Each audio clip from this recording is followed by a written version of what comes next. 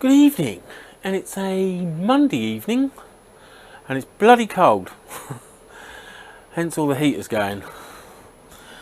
One over there, one down there, and one over there. There. And that's my seating position, because tonight, good old mediocre passed its MOT, so this huge number plate is coming back off, and I've got a small one, that's what she said,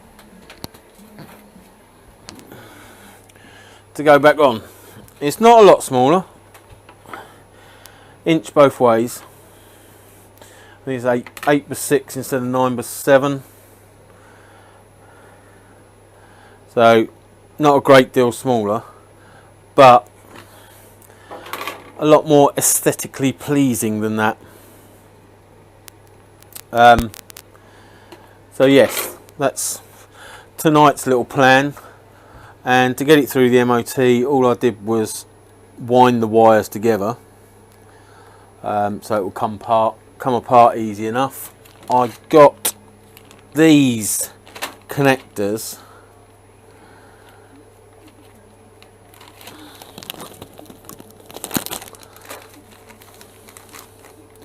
to go on there, because these number plate lights are only small LED lights. What I decided to go for was these little connectors, which just pull apart. So I've got two of those to fit, and then I'll be able to take these lights off and put them back on at will. And what I'm going to do is cut a slot down in the top of the number plate for the wire to drop through, so it will drop down and then the bolt will come back through and it'll be nutted on. Nut it. So they are a lot easier to detach. This number plate has seen better days, hence all the screws in it. So I'll probably make a bit more of an effort to get a brand new one of those in case I need one for an MOT or police check or whatever. Oh, that's better. And the other addition you may or may not have noticed is the strap. This is the stainless steel strap. That's 2mm thick stainless steel, which is so I can use my bobbin, because the thread on the underside here was knackered when I got the bike, and I've really missed using my bobbins. So I've got a underarm paddock stand, which for one sits a little bit higher when I'm lifting the bike, which crushes the underside of the number plate and bends up all the bracket, so it's not ideal. And the last time I used it on mediocre, for some reason it was an absolute nightmare. I had to get my wife out here and a car jack underneath the bike to lift it off the paddock stand. It was a nightmare, so I wanted my bobbin working. The only real way of doing it is to take the swing arm off and get the bolt area welded back on properly. Well, get a lump welded on and then thread it to thread this. I'm not going to go through all that palaver. This is an old bike, it's just a project bike. It's a massive bit of fun. So I thought initially I would go for a strap of stainless steel up and over the swing arm, which aesthetically it's not the most beautiful of things, but in the short term it was my quick fix.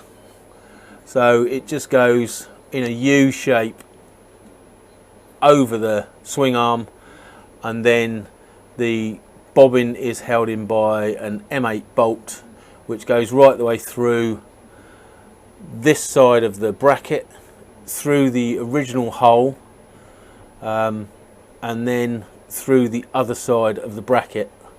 and then that's done up and pinched tight, which works perfectly. Aesthetically, not, I don't know, it's not as clean as a swing arm on its own, that's for sure, but I can deal with the look to have the functionality of the paddock stand bobbin. So that's what I'm living with at the moment. Further on down the line, I don't know, perhaps the swing arm will come off. I'll put it on the Aber Skylift and take the swing arm off, do the swing arm bearings, and then get that done properly. But that would be a long way off. But ultimately tonight, I don't think I've got time to do the whole job, but I'm going to put quick release fixings in so I can undo my number plate easily, and also put my small number plate on, which is very pleasing. So that's the plan, and I hope Mr. Openshaw enjoys this video and it's not too long for him. The video, nothing else, pervert. Anyway, I'll get some stuff together and get on with that.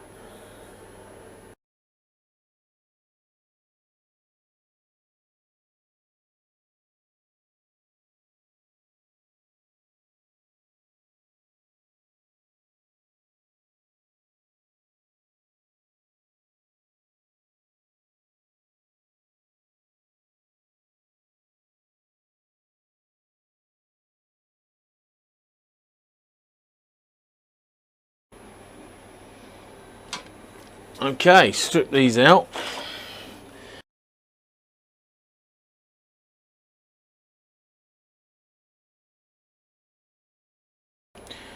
On a couple of connectors, and then both the reds, because I've got two lights, I obviously need two connectors, and then all three reds need to wind together and be soldered. But I wanna I did it again. What I want to actually do is bring it back. So where's the other half of this? There. So when I'm plugging that in there and they're taped together, I haven't got two connectors together to make a fat wad. They'll just lay next to each other, and it'll be that big at its maximum. He says, yeah, it'll be that big as at its maximum. So I want to cut that. I want to cut this one down to here. Yeah, and then when I wire them all together, as I say, it will create this step between the two rather than having them both together, and it will make a thinner joint than the two next to each other. That is the theory behind it.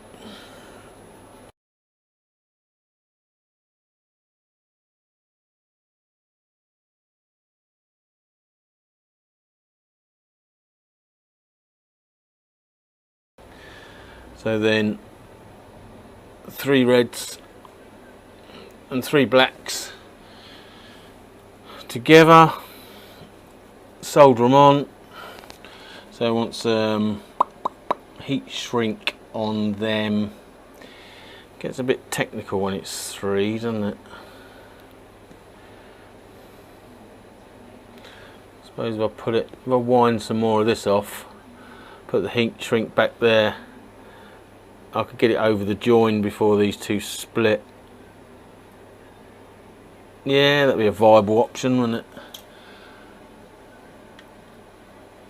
Right, so I'll just peel some more of that back and get some heat shrink.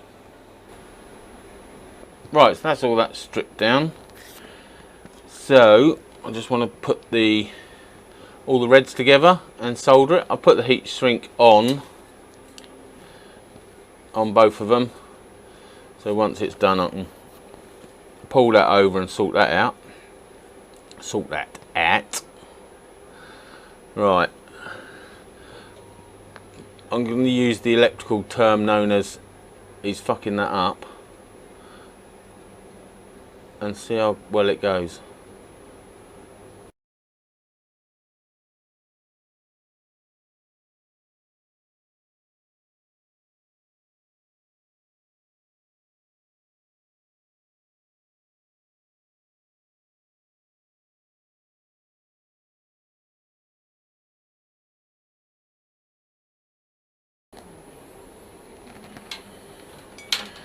Bit of a mess in comparison to the first one. I was trying to do some weird angles with my hands so as not to get in the way of the camera. You're such a burden. Right. Fold that down and hopefully I've chosen a big enough heat shrink. It will go.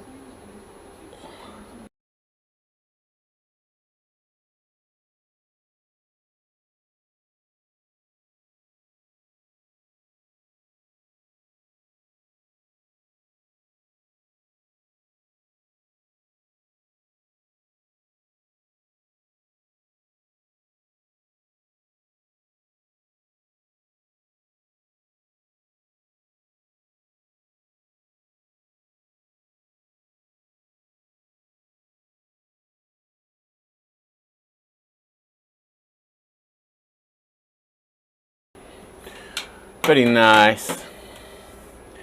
Right, so that's them two on there. I want to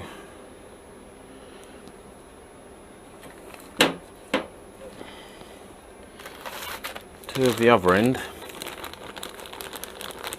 which is that one. I had one here. There we go. It wasn't me that had one here. It was Van Gogh. The things you do for love. Right, so now these have got to be stripped.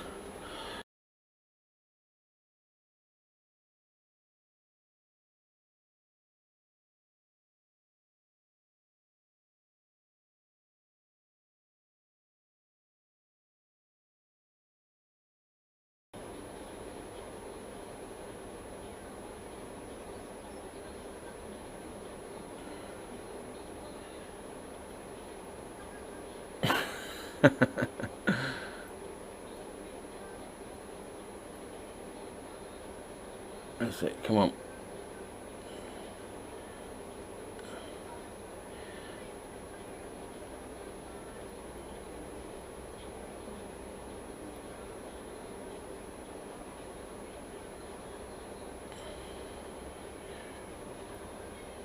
Turning this one into a ball ache.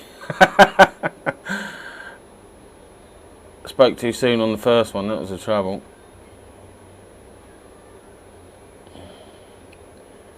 Oh, come on.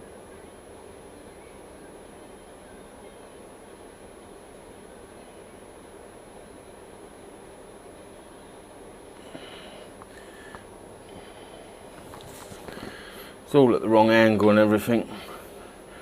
Trying to let you see, making a million excuses, but trying to let you see it's cutting down my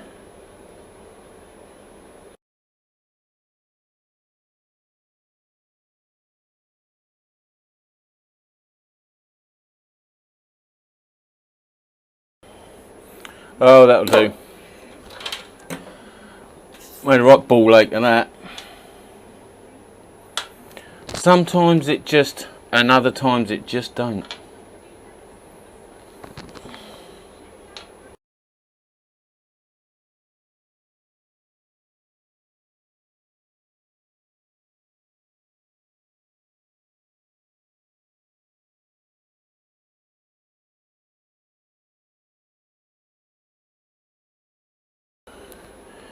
There you go, one light cable done. As I say, I'm going to cut a slot in there number plate, so that will slot in, pull back through the hole, that's what she said, and bolt onto the number plate. So just need another one of those.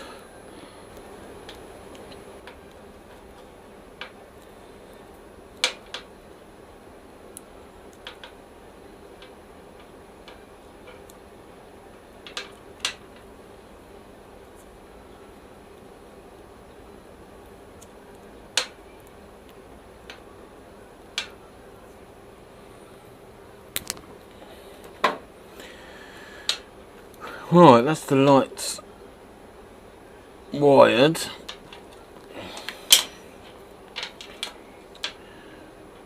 Now I've got to cut the number plate. Not cut the number plate, drill the number plate. So let's make some markings so I know where I'm drilling. Okay, so I'll put masking tape on, which should stop the front end splitting. It's more on the actual proper number plates. They're a different plastic, but so it doesn't split open, I'll put masking tape on it. Split open or crack. Now, just want, what size drill do I want? 6.5? 6.5. Let's go with 6.5.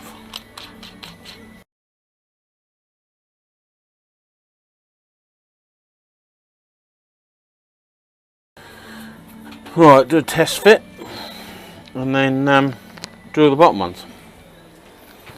Unless I've got this wrong, and then just throw it all away and start again. Just need to get a couple of plastic bolts, shove it on. Yeah, spot on. Spot on. And while that's in there, I'll get my marker pen, mark the bottom holes.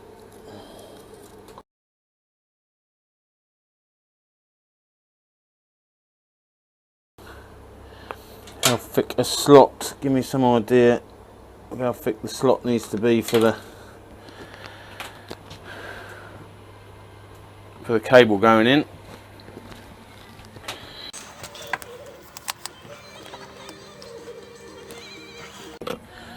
So 2 more to drill.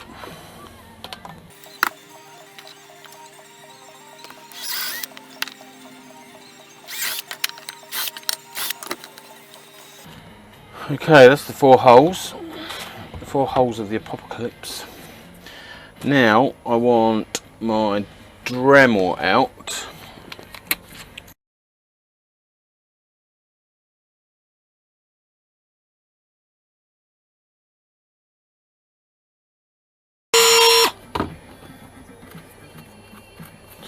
Right, I'll just get the lamps and try them.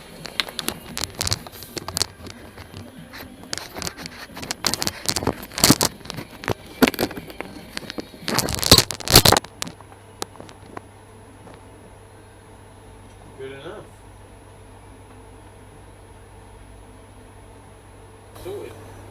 So I've cut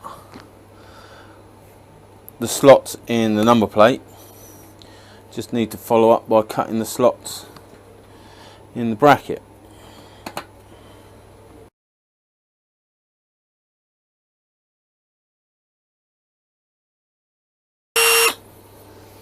And that, let's finish that off. I'll get the big grinder out. That'll sort it.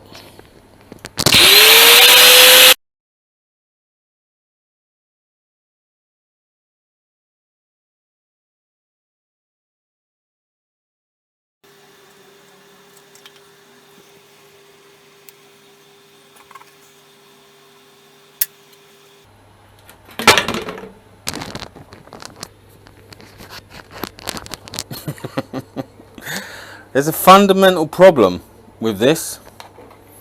slots perfect, goes in beautifully, bolt fits absolutely spot on.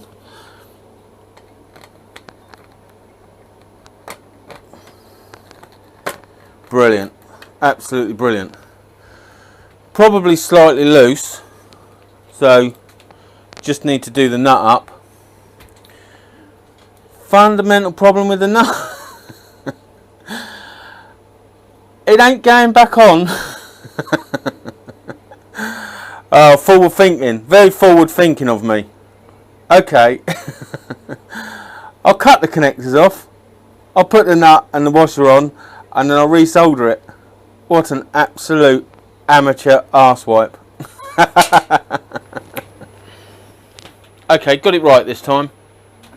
Put the nut and the washer on, or the washer and the nut, depending on which way you're inclined, and then solder all the wires. So they're on, they're tight, bottom ones are tight, it's on, it's done. I didn't have enough of this stuff laying around, so all I'm going to do this time, with the bit that I've got is put it on this section here to stop it chafing against the bolt that holds the bobbin on through my amazing bracket. Comments down below on your actual thoughts on that, and I bet you can't hurt my feelings. And I bet some of you want to.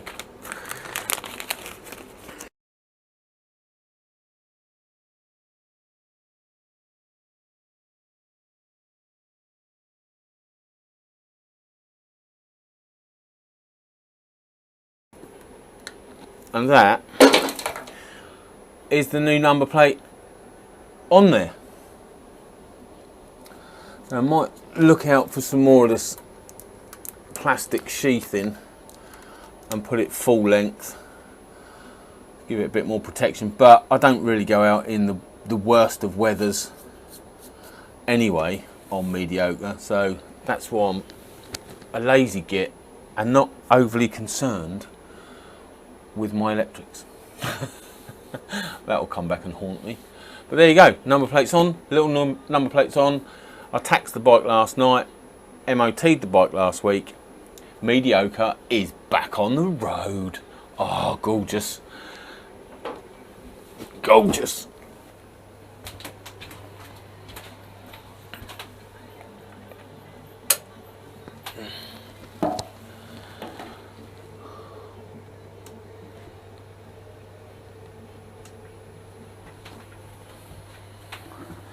There you go, all working, all beautiful, all road legal, fantastic. On that one, round a bit more. There you go, back on the road. Thanks for watching, hope you enjoyed, especially the real amateur mistake, and comments down below, say what you want, I don't care. And all the filters are off, so YouTube should allow you to say exactly what you want. Anyway, that's enough today, I think. Catch you again. Ta-ra.